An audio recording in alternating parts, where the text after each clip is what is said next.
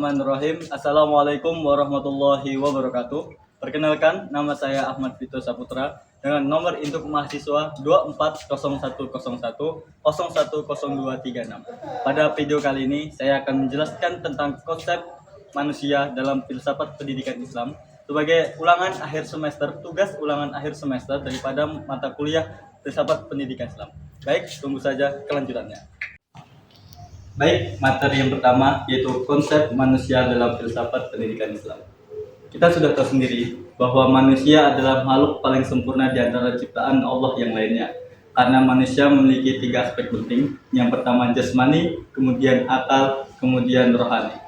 Kemudian filsafat pendidikan Islam mengembangkan kembali 3 aspek itu untuk mencapai titik maksimalnya. Itulah tujuan daripada filsafat pendidikan Islam untuk mengembangkan potensi-potensi yang ada dalam diri manusia.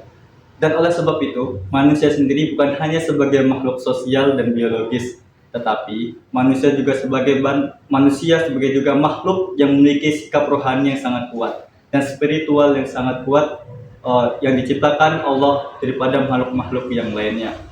Dan manusia juga bukan hanya sebagai makhluk sosial dan biologis, tapi manusia adalah makhluk yang memiliki tujuan hidup yang tertuju kepada dunia dan akhirat. Itulah mengapa manusia dikatakan sebagai makhluk ciptaan Tuhan yang paling sempurna di antara makhluk lainnya. Baik, memasuki materi kedua adalah hakikat manusia dalam pandangan Islam. Yang pertama, manusia adalah makhluk dengan rupa paling sempurna, ahsani taqwim. Yang kedua, manusia sebagai hamba Allah, Abdullah. Yang ketiga, manusia sebagai khalifah di muka bumi ini.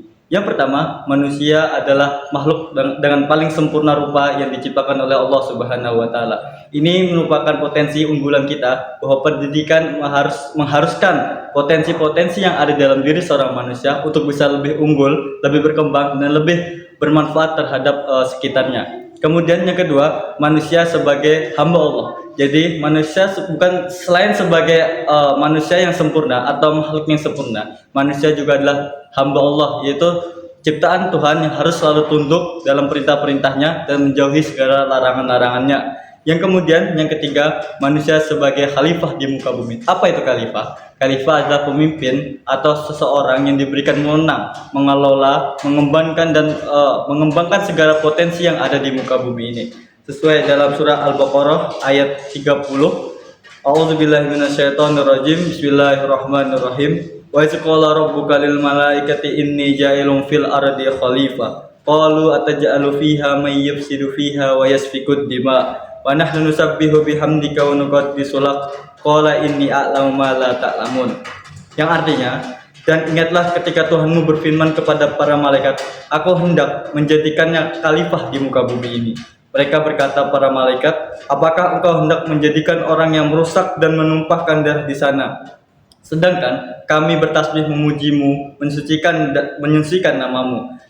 Dan dia berfirman, maka Allah berfirman kembali, sesungguhnya aku mengetahui apa yang tidak kamu ketahui. Jadi pada dasarnya hakikat manusia dalam pandangan Islam adalah makhluk yang paling sempurna dalam rupa dan bentuknya. Kemudian yang kedua, manusia sebagai hamba Allah, sebagai Abdullah. Kemudian yang terakhir, manusia sebagai khalifah di muka bumi ini, sebagai pengelola sumber daya yang ada di muka bumi ini. Baik, masuk ke materi ketiga, yaitu potensi manusia dalam perspektif filsafat pendidikan Islam. Jadi manusia, setiap individu manusia itu memiliki fitrah masing-masing. Apa itu sih fitrah? Fitrah adalah potensi-potensi yang dimiliki oleh diri seorang manusia secara pribadi dalam jumlah yang sangat banyak. Tapi di sini saya akan membahas daripada 3 fitrah yang dimiliki oleh manusia. Yang pertama, fitrah jasmani atau potensi jasmani. Berkaitan dengan kekuatan fisik dan kesehatan tubuh, pendidikan dalam Islam mendorong kepemeliharaan jasmani agar manusia mampu beribadah dan beraktivitas secara optimal. Jadi dengan adanya fitrah jasmani ini diharapkan bagi setiap individu manusia ini merawat, menjaga dan mengembangkan daripada jasmani yang dia miliki. Jadi hal-hal yang merugikan atau menyakiti diri sendiri itu diharamkan dalam agama Islam karena dapat mengganggu atau merusak daripada perkembangan jasmani tersebut. Yang kemudian yang kedua adalah potensi akal atau akliyah. Akal berfungsi sebagai tempat untuk berpikir, memahami, dan mengembangkan ilmu pengetahuan. Pendidikan Islam sangat menghargai akal namun tetap membimbing agar sejalan dengan wahyu. Jadi salah satu pembeda daripada manusia dengan makhluk-makhluk yang lainnya adalah manusia memiliki akal yang diberikan kepada Allah sebagai tempat untuk menerima, berpikir dan mencarikan jalan solusi terhadap hal-hal yang tidak sejalan dengan wahyu. Dengan adanya akal ini, itu juga harus diselaraskan dengan wahyu. Wahyu sendiri adalah perintah atau anjuran yang diberikan Allah terhadap seluruh umat manusia. Yang kemudian fitrah yang ketiga, yang terakhir yang saya akan bahas adalah potensi rohani dan spiritual. Meliputi hati atau kolbun, iman dan akhlak. Pendidikan Islam berfokus pada pembinaan akhlak mulia sebagai tujuan utama pendidikan.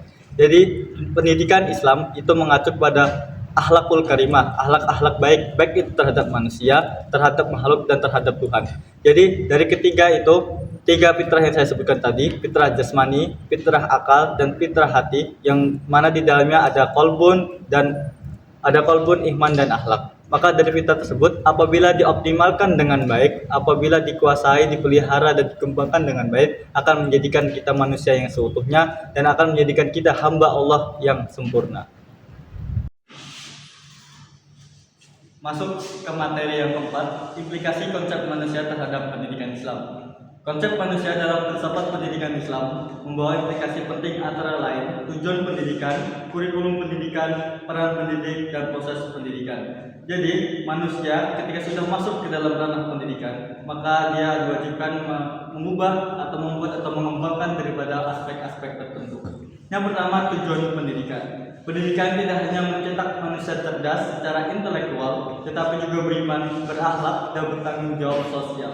Jadi, pendidikan bukan hanya untuk mencetak orang-orang pintar saja, tapi pendidikan juga mencetak orang-orang yang jujur, orang-orang yang bertanggung jawab, orang-orang yang beriman, berakhlak terhadap sesama maupun terhadap siapapun. Kemudian, kurikulum pendidikan. Kurikulum harus bersifat integratif, menggabungkan ilmu agama dan ilmu umum tanpa dikotomi. Jadi, kurikulum yang baik adalah kurikulum yang relevan dengan perkembangan zaman. Yang mana dalam kurikulum tersebut tidak membeda-bedakan mana pembelajaran umum, mana pembelajaran agama. Jadi, kurikulum yang relevan adalah kurikulum yang menggabungkan dua aspek itu dan tidak memisahkan atau tidak membeda-bedakan daripada ilmu agama maupun ilmu umum. Yang ketiga, peran pendidik. Guru tidak hanya sebagai pengajar, tetapi juga sebagai teladan moral dan spiritual. Jadi, guru bukan hanya sebagai orang yang menjadi alat transfer keilmuan, tapi guru juga menjadi contoh, menjadi modeling, menjadi seseorang yang bisa dicontoh oleh anak muridnya. Jadi, guru bukan hanya sebagai bentuk penyaluran ilmu, tapi juga pencontohan terhadap ilmu tersebut. Kemudian yang terakhir, proses pendidikan. Pendidikan dipandang sebagai proses pembinaan seumur hidup untuk mengembangkan seluruh potensi manusia secara seimbang. Jadi proses pendidikan ini bersifat panjang. Jadi pendidikan itu bukan hanya dalam berpatok umur, tapi pendidikan itu dari awal kita lahir di dunia ini sampai kita pun meninggal nanti, kita diwajibkan untuk selalu menekuni, selalu belajar dan selalu ada dalam lingkungan pendidikan. Jadi daripada implikasi konsep manusia terhadap pendidikan Islam ini sangat banyak, tapi saya menjelaskan daripada empat itu. Yang pertama, yang tadi tujuan pendidikan, mencetak manusia berakhlak, bukan hanya cerdas tapi juga berakhlak.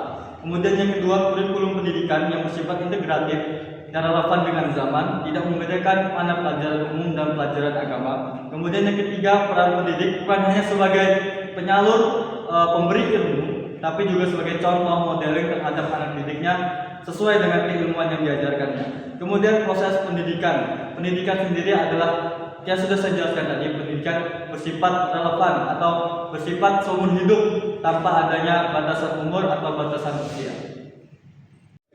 Baik, saya akan membacakan referensi daripada hadis yang berkenaan dengan konsep manusia dalam pendidikan Islam. Kemudian saya akan membacakan juga hadis yang mana itu menjadi dasar bahwa pentingnya pendidikan dalam diri manusia, yaitu yang diriwayatkan oleh Ibnu Majah nomor 224 yang berbunyi thalabul ilmi fardhatun ala kulli muslimin aw muslimatin, yang artinya setiap muslim laki-laki menuntut ilmu bagi setiap muslim laki-laki dan perempuan itu diwajibkan, tidak memandang golongan ataupun sebagainya. Kemudian saya akan membacakan daripada kesimpulan video kali ini tentang konsep manusia menurut pandangan filsafat pendidikan Islam dan pentingnya pendidikan dalam kehidupan kita sehari-hari sebagai manusia yang sempurna.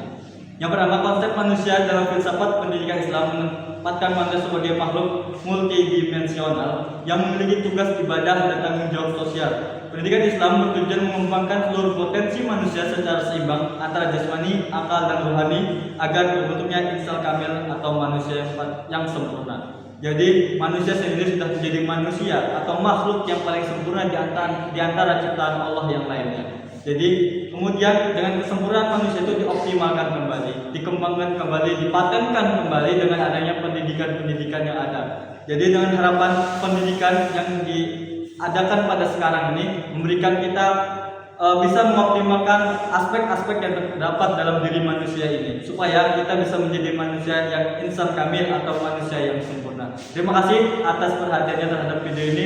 Saya Ahmad Fito Saputra, terima kasih atas perhatiannya. Assalamualaikum warahmatullahi wabarakatuh.